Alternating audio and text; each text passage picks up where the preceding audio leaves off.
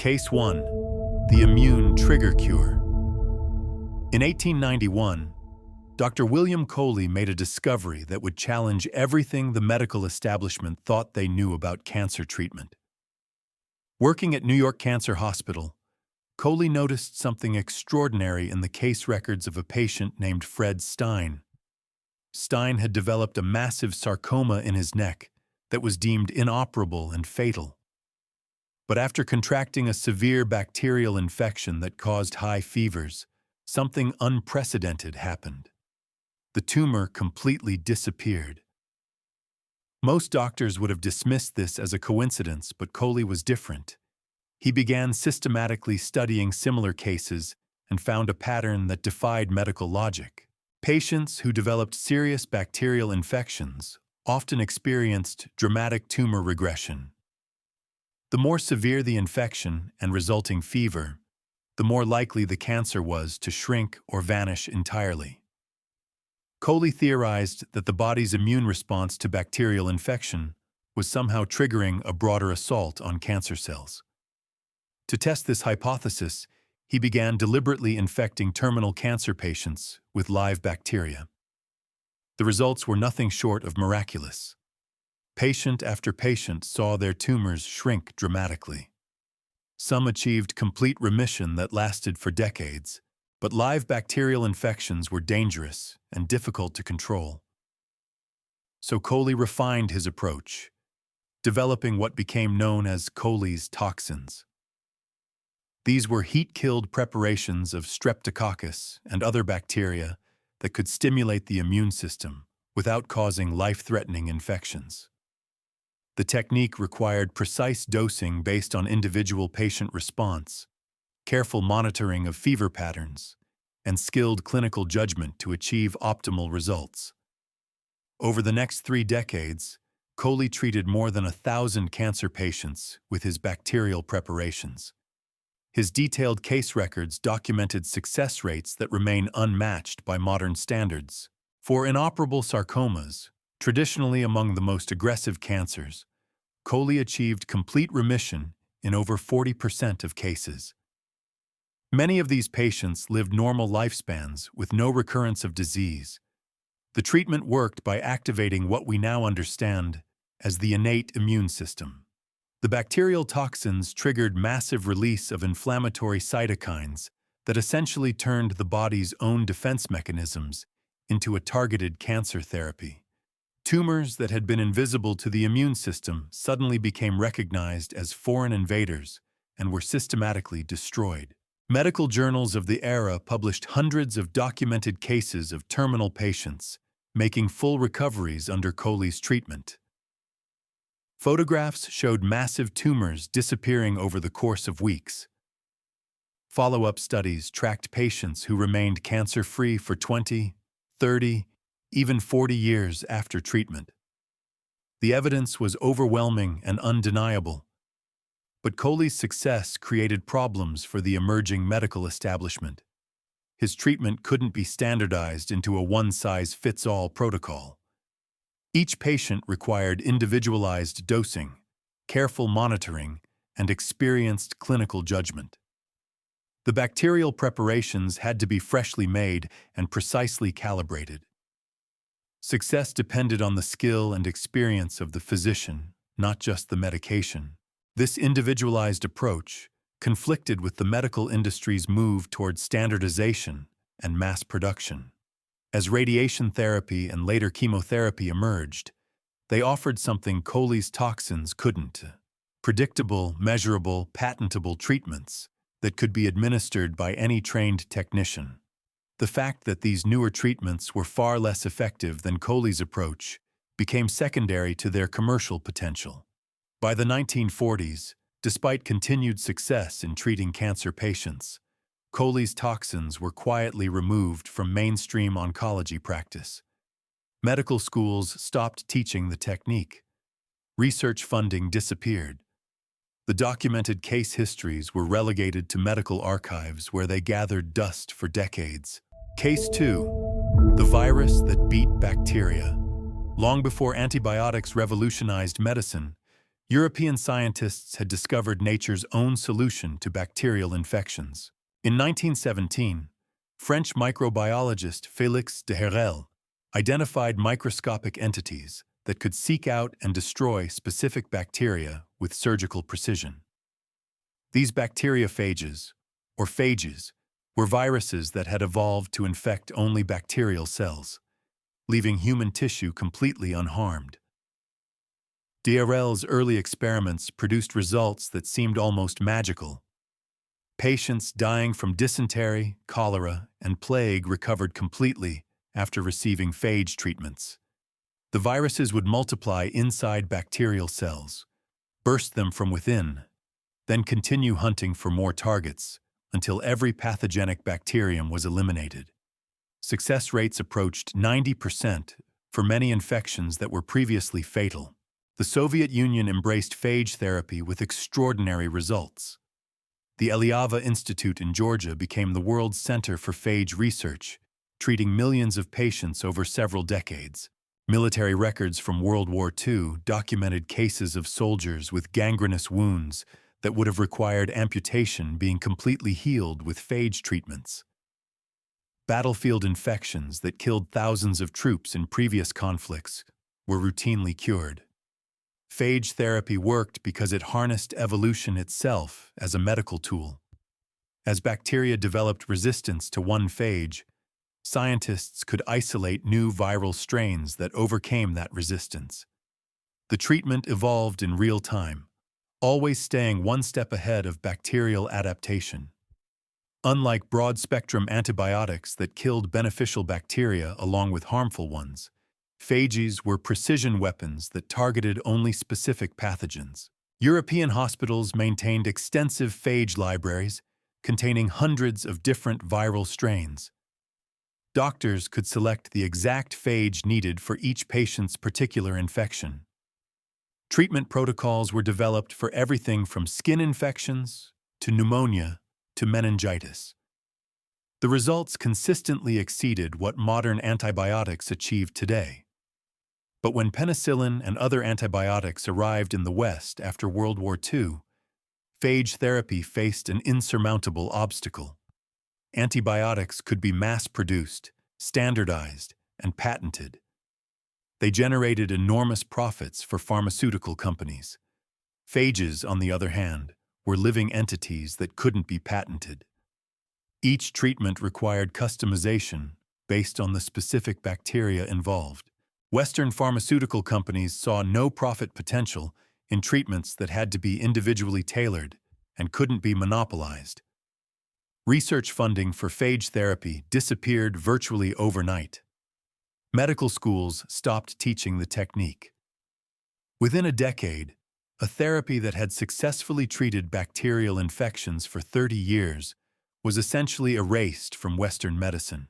The abandonment of phage therapy has proven catastrophic as antibiotic-resistant bacteria have emerged.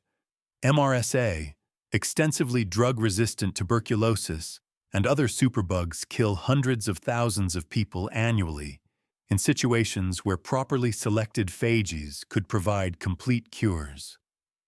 The solution to the antibiotic resistance crisis was discarded decades ago because it didn't fit pharmaceutical business models. Case 3. The perfect water membrane. In laboratories around the world, materials scientists achieved something that seemed impossible. They created membranes so precise they could separate individual molecules from water while allowing pure H2O to pass through freely. These graphene-based filters demonstrated the ability to remove salt, heavy metals, bacteria, viruses, and chemical pollutants with near-perfect efficiency. The breakthrough came from understanding how single-atom-thick sheets of graphene could be engineered with precisely controlled pores. Unlike conventional reverse osmosis systems that forced water through membranes under extreme pressure, these new filters worked through selective molecular passage. Water molecules slipped through easily, while contaminants were blocked at the atomic level. Laboratory testing revealed performance that revolutionized water treatment possibilities. Seawater could be converted to drinking water using 90% less energy than reverse osmosis. Industrial wastewater became cleaner than most municipal supplies. Even heavily polluted sources could be transformed into water that exceeded World Health Organization standards for purity. Field trials conducted in water-stressed regions confirmed the laboratory results. Communities that had relied on expensive bottled water or dangerous well sources suddenly had access to unlimited clean drinking water. The membranes lasted for years without replacement and required minimal maintenance. Operating costs were so low that even the poorest communities could afford clean water production. The implications extended far beyond individual communities. Agricultural irrigation could use previously unusable water sources. Industries could recycle water indefinitely instead of consuming fresh supplies. Desert regions could become agriculturally productive. Water scarcity, which affects billions of people globally, could be eliminated as an engineering challenge, but the technology's very success created resistance from established interests. Centralized water utilities saw their monopolies threatened by systems that could produce clean water locally from any source. Water scarcity had become a foundation for pricing structures that generated billions in revenue. Desalination plants that had required massive capital investments would become obsolete overnight. Investment in large-scale deployment stalled despite successful trials. Regulatory approvals were delayed indefinitely.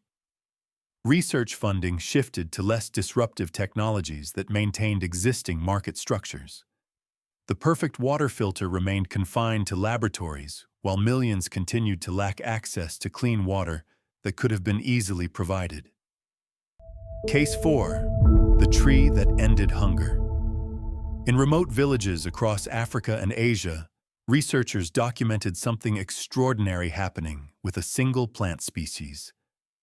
Moringa oleifera, a fast-growing tree native to the Indian subcontinent, was demonstrating the ability to eliminate malnutrition in communities that had struggled with food insecurity for generations.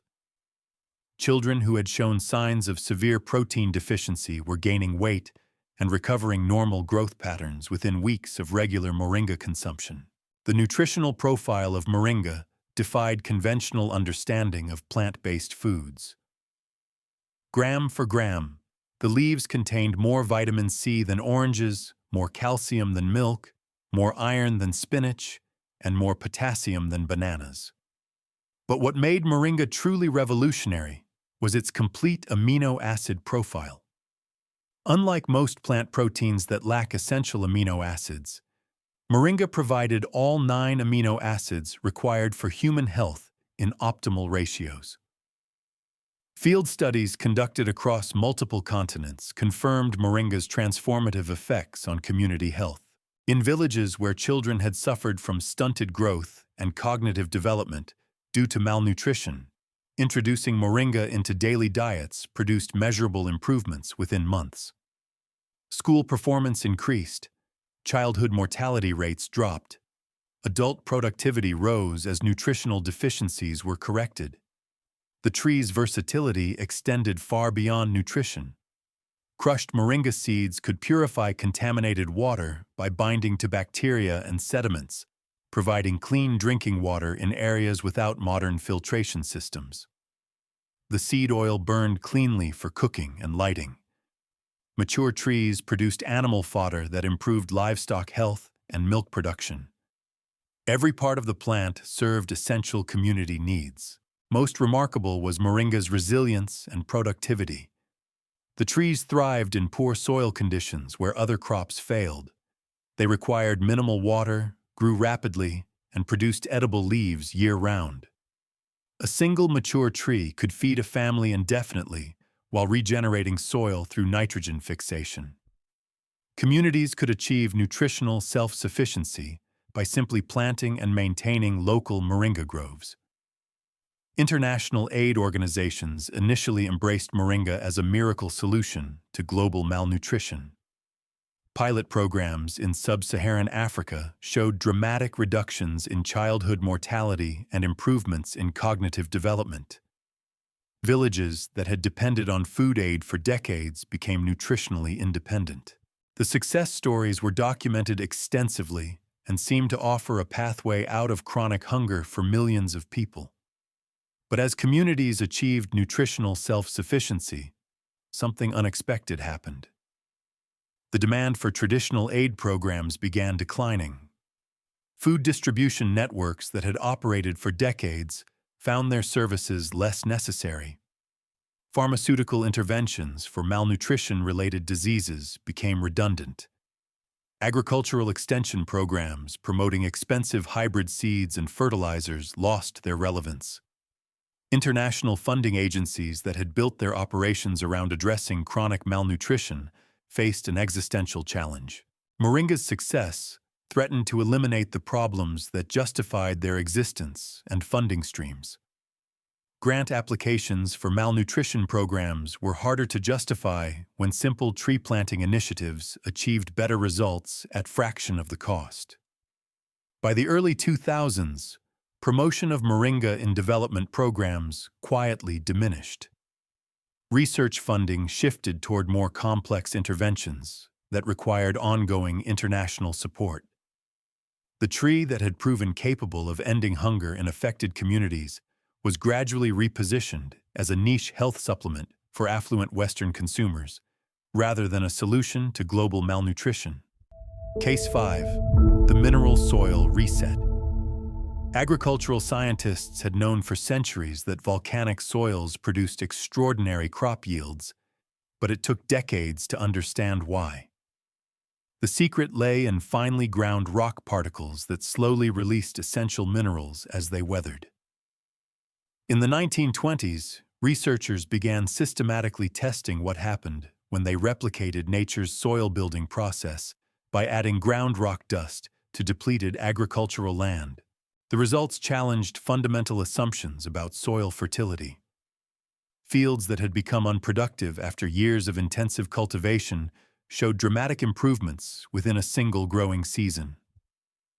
Crop yields increased by 50 to 200% without any chemical fertilizers. Plants grew larger, healthier, and more resistant to pests and diseases. Soil structure improved as microbial activity increased and organic matter accumulated. The mechanism behind rock dust fertilization was elegant in its simplicity. Ground basalt, granite, and other mineral-rich rocks provided slow-release sources of potassium, calcium, magnesium, and trace elements that plants required for optimal growth. Unlike synthetic fertilizers that delivered concentrated nutrients in soluble forms, rock dust released minerals gradually as natural weathering processes broke down the particles.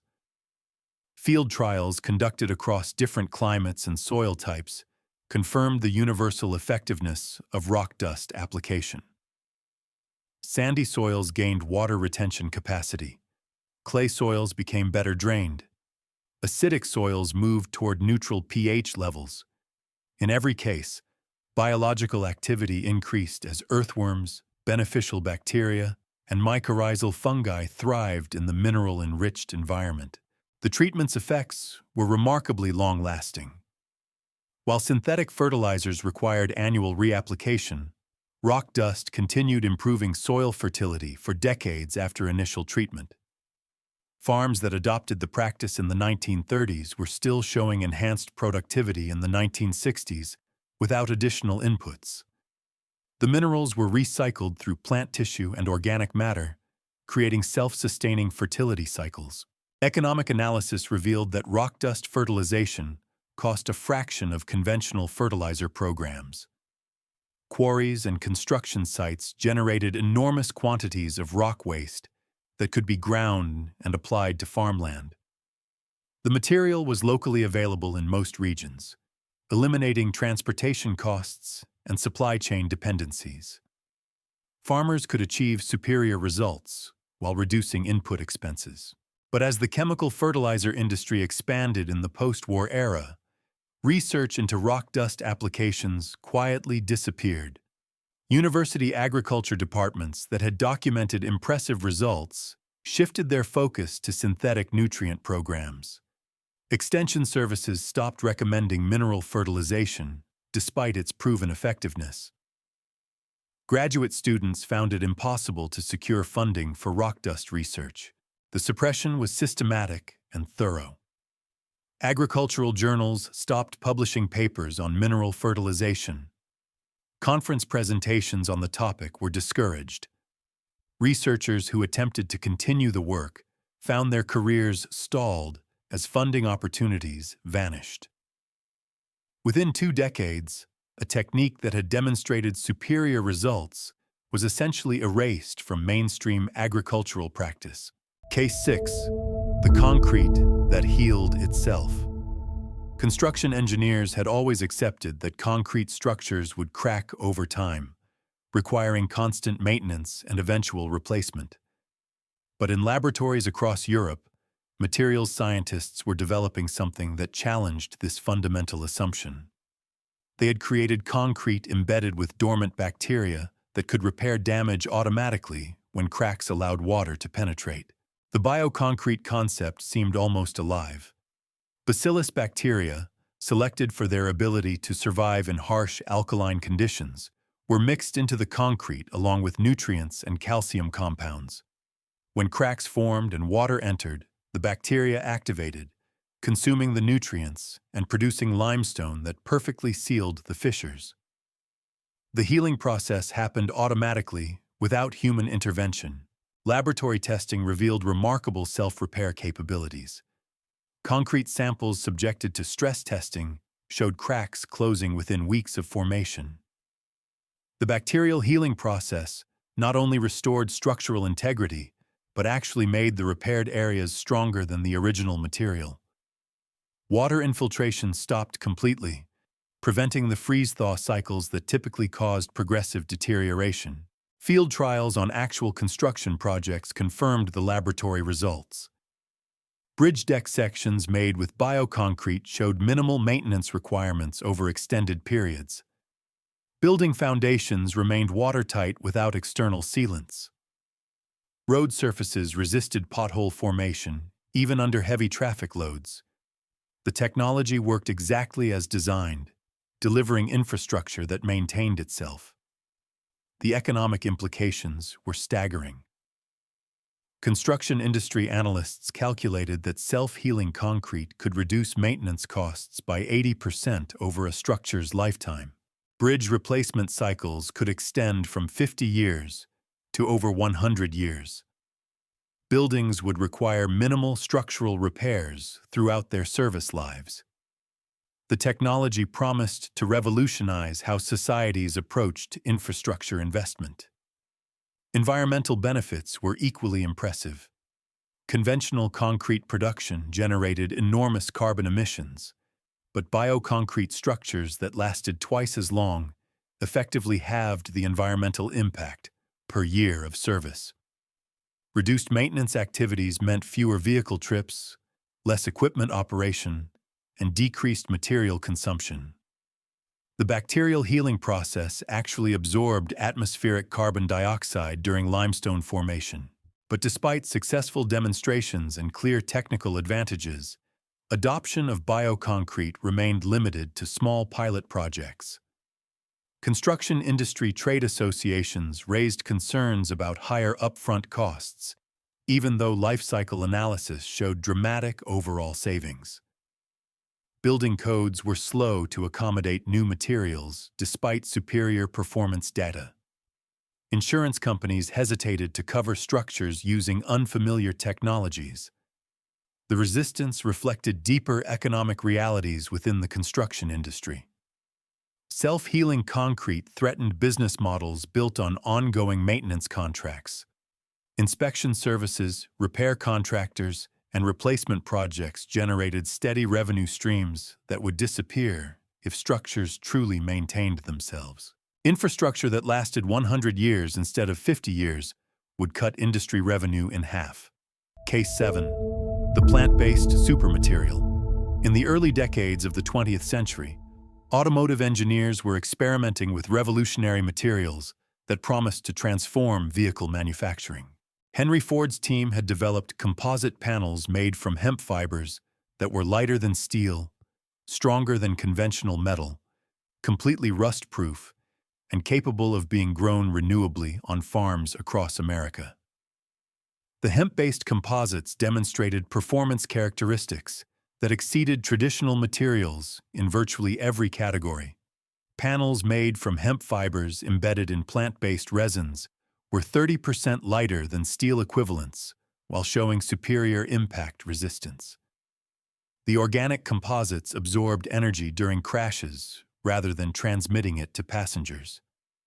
Dent resistance was remarkable, with panels returning to their original shape after impacts that would permanently deform metal. Manufacturing advantages were equally impressive. Hemp composites could be molded into complex shapes that would require expensive forming operations with steel. Production temperatures were lower, reducing energy costs. The raw materials grew quickly on marginal farmland, providing rural communities with valuable cash crops. Processing equipment was simpler than steel mills, enabling distributed manufacturing close to agricultural sources. Ford's experimental vehicles using hemp body panels performed flawlessly in testing. The cars were lighter, more fuel-efficient, and showed no signs of corrosion after extended exposure to salt water and harsh weather conditions.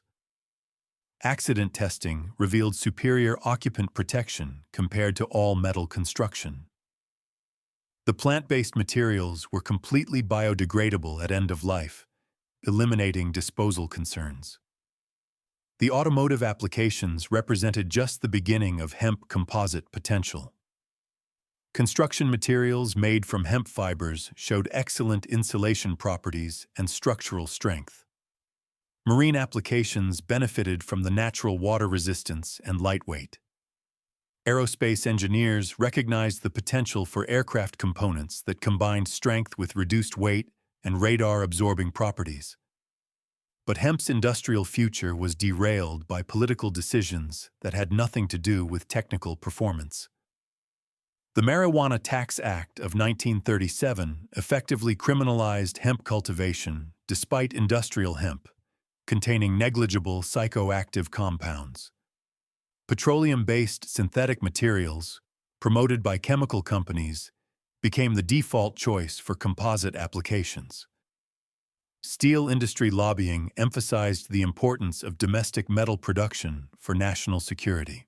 Ford's hemp car project was abandoned as raw material supplies became legally problematic. Research into plant-based composites was redirected toward synthetic alternatives that required petroleum feedstocks and centralized production facilities. A renewable material that farmers could grow locally was replaced by industrial processes that concentrated manufacturing in chemical plants, controlled by large corporations. Case 8. The reactor that couldn't melt down. Deep within Oak Ridge National Laboratory, nuclear engineers had achieved something that seemed impossible. They had built a reactor that operated safely at high temperatures, produced minimal radioactive waste, and was physically incapable of experiencing a catastrophic meltdown. The molten salt reactor experiment ran successfully for thousands of hours, proving that nuclear power could be both safe and efficient. The molten salt reactor design eliminated the fundamental safety problems that plagued conventional nuclear plants. Instead of solid fuel rods cooled by pressurized water, the reactor used liquid fuel dissolved in molten fluoride salts. If temperatures rose too high, the fuel mixture naturally expanded and slowed the nuclear reaction. If power was lost, a frozen plug would melt and drain the fuel into passively cooled tanks, where the reaction stopped automatically. Operational testing confirmed the reactor's inherent safety characteristics. When operators deliberately induced emergency scenarios, the reactor shut down safely without any active intervention. There was no pressurized water to explode, no solid fuel to overheat, and no possibility of the runaway reactions that created disasters at Chernobyl and Fukushima. The physics of the molten salt system made meltdowns impossible. The reactor's fuel efficiency was equally impressive. While conventional reactors used only a tiny fraction of their uranium fuel, the molten salt design could extract energy from nearly all the nuclear material. Even more remarkably, the reactor could consume existing nuclear waste as fuel, converting dangerous, long-lived radioactive materials into shorter-lived isotopes that decayed to safe levels within centuries rather than millennia. Thorium fuel cycles tested in the reactor offered even greater advantages. Thorium was 4 times more abundant than uranium, couldn't be used for weapons production, and generated far less long-lived radioactive waste. The reactor could operate on thorium fuel that would last for thousands of years, while producing electricity too cheap to meter. Energy independence became technically achievable for any nation with thorium deposits. But as the Atomic Energy Commission evaluated the reactor program's future, political considerations outweighed technical performance. The molten salt reactor couldn't produce plutonium for nuclear weapons, unlike conventional uranium reactors that served dual military and civilian purposes. The established nuclear industry had invested billions in uranium fuel cycles and didn't want competing technologies that would make their infrastructure obsolete. The decision to terminate the molten salt reactor program was made despite its clear technical superiority. Research funding was redirected toward light water reactors that required enriched uranium and produced weapons-grade plutonium as byproducts. The reactor that couldn't melt down was shut down permanently in 1969, and its documentation was classified to prevent other nations from developing the technology independently. Case 9.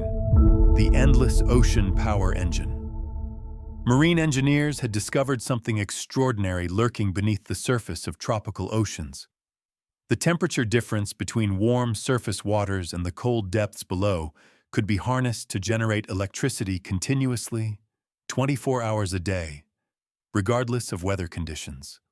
Ocean thermal energy conversion systems transformed this natural phenomenon into reliable power that could supply entire coastal communities indefinitely.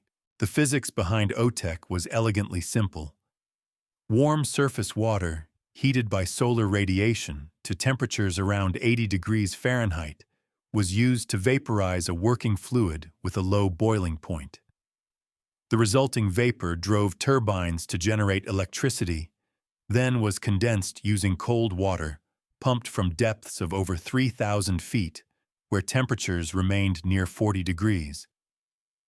The cycle repeated endlessly, powered by the sun's energy stored in the ocean's thermal layers. Pilot installations in Hawaii and other tropical locations demonstrated remarkable performance consistency. Unlike solar panels that stopped producing power at sunset or wind turbines that fell silent during calm weather, OTEC plants generated electricity with clockwork regularity.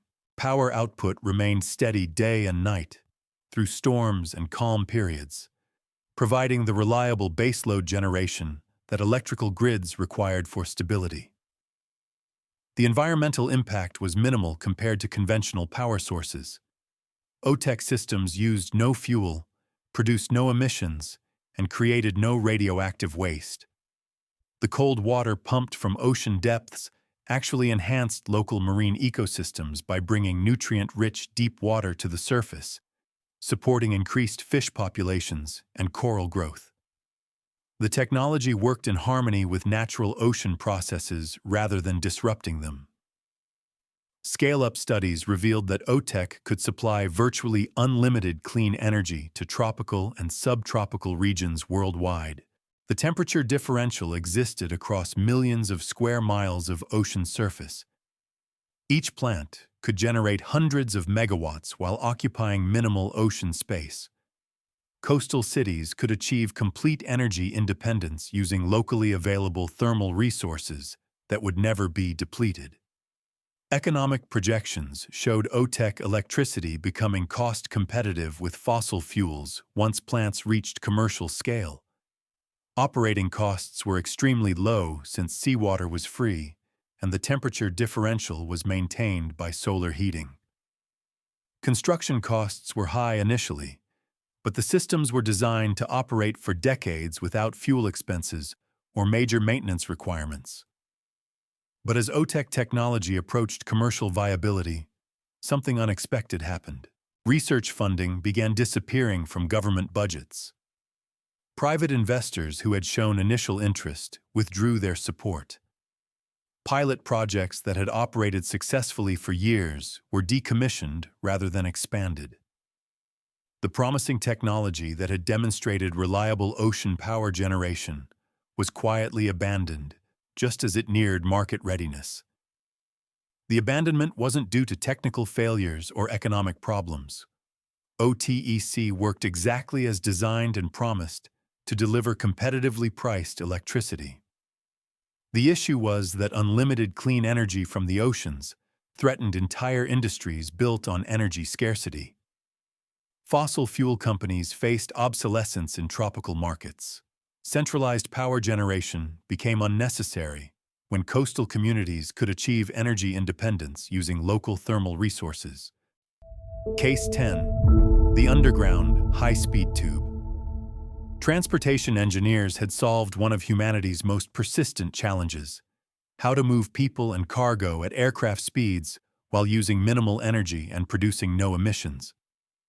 Pneumatic tube systems, scaled up from the message tubes used in banks and offices, demonstrated the ability to propel passenger capsules through underground tunnels at speeds exceeding 300 miles per hour.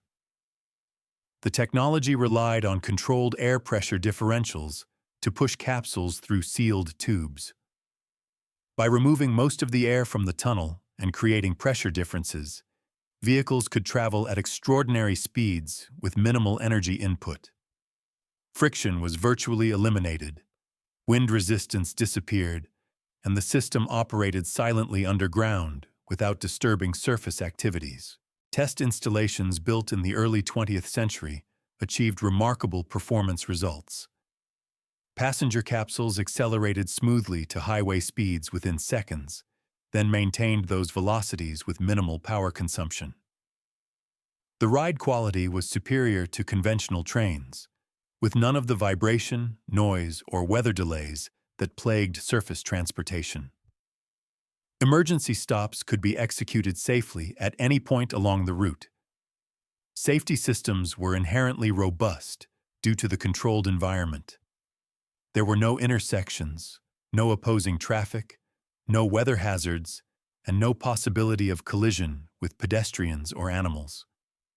The sealed tubes prevented accidents that plagued surface transportation. Automated control systems could manage multiple capsules simultaneously with precision impossible on roads or railways. The economic advantages were compelling. Construction costs were high initially, but operating expenses were minimal once the system was built. Energy consumption per passenger mile was far lower than automobiles, trains, or aircraft. Maintenance requirements were reduced since the sealed environment protected equipment from weather and contamination. The underground tubes didn't require valuable surface real estate or displace existing communities. Urban planners recognized that pneumatic tube networks could revolutionize city design. Commuting times would shrink dramatically, allowing people to live farther from employment centers without transportation penalties. Traffic congestion would disappear as surface roads became unnecessary for long-distance travel. Air pollution from transportation would virtually eliminate in areas served by tube networks. Intercity applications were equally promising. The tube systems could connect distant metropolitan areas faster than airlines while using far less energy. Weather delays would become irrelevant since the underground environment was completely controlled. Cargo could be transported automatically without drivers, reducing shipping costs and delivery times significantly. But despite successful demonstrations and clear technical advantages, funding for pneumatic transportation systems evaporated as quickly as it had appeared. Government transportation budgets were redirected toward highway construction and airport expansion. Private investors who had supported early development withdrew their backing. Research programs at universities were terminated despite achieving all their technical objectives. These 10 cases reveal a disturbing pattern that challenges everything we've been told about technological progress and scientific advancement. From cancer cures to unlimited clean energy, from ending world hunger to revolutionizing transportation, breakthrough solutions to humanity's greatest challenges have been systematically suppressed, not because they failed, but because they succeeded too completely. What unites these technologies isn't scientific impossibility or technical flaws. Every single one worked exactly as promised, often exceeding the wildest expectations of their creators. The pattern that emerges is far more troubling. Innovations that threaten established economic structures, centralized control systems, and profit-driven industries face coordinated elimination regardless of their benefits to humanity. The suppression methods are remarkably consistent across decades and continents. Research funding disappears overnight. Academic institutions redirect their focus. Regulatory agencies create impossible barriers. Patent applications vanish into classification systems. Media coverage shifts to debunking rather than investigation. The most promising technologies are buried beneath layers of bureaucracy, economic pressure, and systematic institutional resistance. Perhaps most chilling is the realization that solutions to our greatest challenges already exist, locked away in classified files, or simply forgotten because they couldn't be monetized effectively. Clean, unlimited energy, perfect water filtration, cancer treatments with near-perfect success rates, materials stronger than steel that grow on farms, transportation systems that could eliminate traffic and pollution forever. These aren't science fiction fantasies. They're documented realities that were deliberately erased from human development. The cost of this suppression extends far beyond lost profits or delayed progress. Millions of people have died from diseases that could have been cured. Billions lack access to clean water that could be easily provided. Environmental destruction continues while clean alternatives gather dust in abandoned laboratories. Humanity remains trapped in artificial scarcity while abundance waits just beyond the reach of economic gatekeepers. The evidence presented here forces an uncomfortable question. If breakthrough technologies that could transform civilization are routinely suppressed to protect existing power structures, what does that say about the nature of progress itself? Are we advancing as fast as we could, or only as fast as entrenched interests will allow? These suppressed technologies prove that human ingenuity has already solved most of our fundamental challenges. The barriers to implementing these solutions aren't technical or scientific, they're economic and political. The future that could have been remains hidden, waiting for a moment when breakthrough innovations serve humanity rather than profit margins. The next time you're told that a problem is unsolvable or that current solutions are the best available, remember these 10 cases. Remember that revolutionary technologies have been buried before, and ask yourself what other solutions might be waiting in the shadows, too successful for their own good.